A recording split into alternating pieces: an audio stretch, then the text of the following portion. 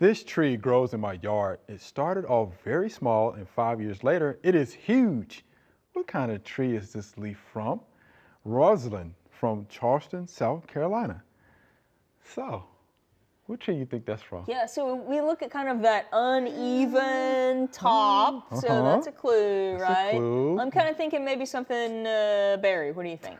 I think a berry and Morus species, if you will. Yes, by all means. Mulberry. Let's right? go Latin. Yeah, let's do that. Yeah. So yeah, mulberry is what I'm thinking. Yeah. Almost a heart-shaped leaf, serrated leaves, of course. I like mulberry. They're real nice. It's funny that you say that because I mean I'm familiar with mulberry trees, but I feel like I probably feed the birds more than I because they actually. feed the birds. I mean, that's more why of a I like them, wildlife yeah. species. I don't really think I've eaten them very much, but the birds love them. I love them because the birds, of course, love the fruit, and it grows like crazy around this area. Yeah. It gets about 40 feet tall that I've seen in some areas, but beautiful leaves, can have 2 or 3 lobes.